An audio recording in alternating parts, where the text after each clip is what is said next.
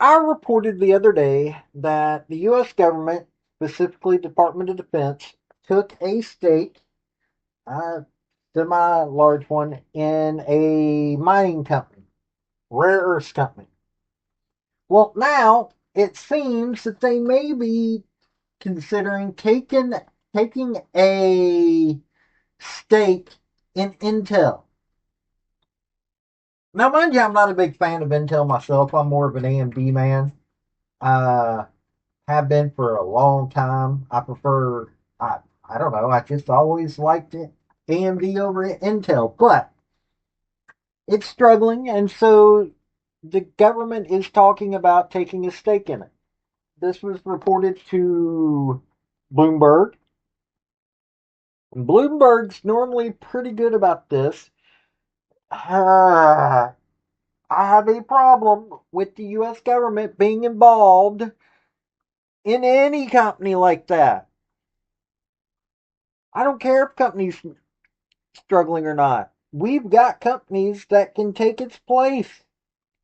Matter of fact, there are more than one company that can take its place, and the U.S. government is taking money from them via tariffs and whatnot. But let's take a look into what exactly they're saying about this. I'm not going to read off the Bloomberg article because I ain't going to pay that kind of money, but yeah, let's take a look at this. Howdy, y'all. This is Paul, the Redneck Thinker. What we have here is a channel to communicate. I want you folks to be thinking by the time you leave my videos. Why? Because I'm tired of people talking via what other people tell them to think. So, watch my video and enjoy the chance to think for yourself. Also, if you don't mind, hit like and subscribe. Here we go. So, Intel stock. This is 8/15/2025. Intel stock rose more than 3% at the start of trading day Friday following the report that U.S. government is considering taking a stake in the struggling chip maker. According to Bloomberg, the plan could see the government help Intel build out its planned chip complex in Ohio, which the company has had to delay as part of an ongoing turnaround effort. Intel announced the facility in 2022 with initial investment of $20 billion that could grow to $100 billion over time. Intel declined to comment on the report. In a statement, a company spokesperson said Intel is deeply committed to supporting President Trump's effort to strengthen U.S. technology and manufacturing leadership. Okay, basically a bunch of BS. Shares of Intel are up 18% from this report. This is coming after President Trump met with Intel CEO Lip Bhutan. That's a heck of a name. But Lip Bhutan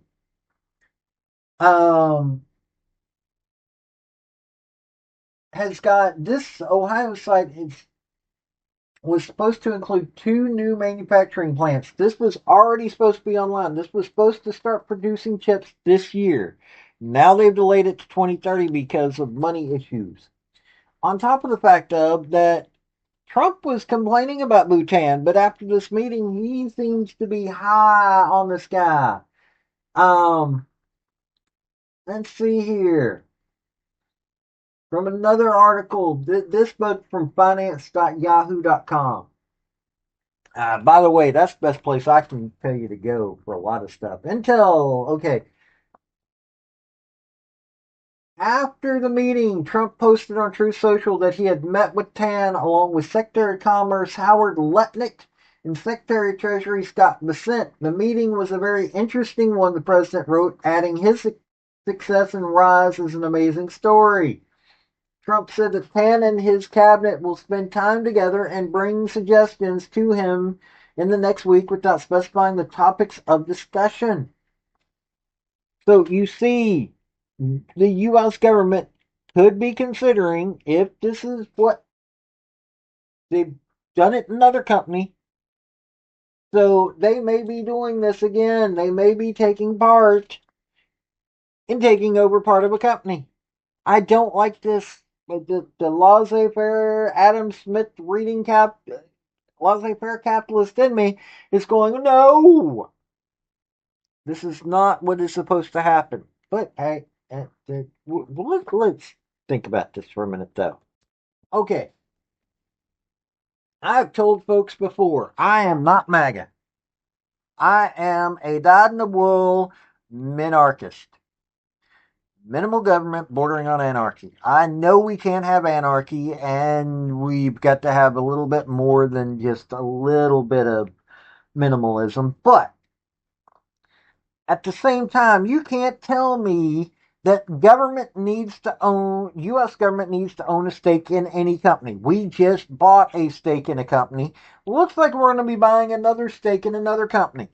And Intel's a pretty big name, but at the same time, it's been floundering because honestly, the chips suck. I know everybody. I know it's in so many computers, but I am an AMD port person.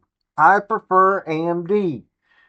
We can get into that argument, but it doesn't mean that I think that the U.S. government, aka taxpayer dollars, mine and your money, needs to go into buying part of this company. But I want to hear what you think. Honestly, I want to know what your opinion is.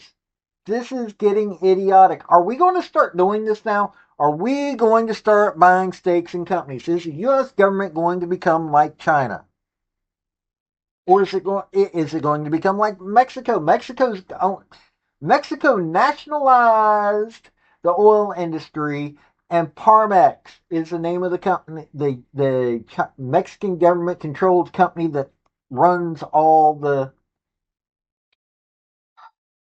No, I do not think that Trump is trying for any totalitarian stuff. So none of you liberals think don't get it in your head that I'm thinking this is what he's trying to do. I know what he's trying to do. Anybody with common sense knows what he's trying to do. He's trying to get certain companies aligned with national security because Intel is important for national security.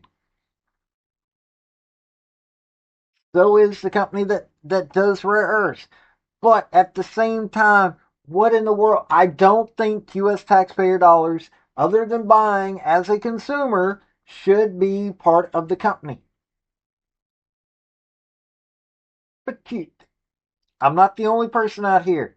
I want you to think about what I just said. You tell me what you think. This has been Paul, the Redneck Thinker. Y'all have a good day now. Bye.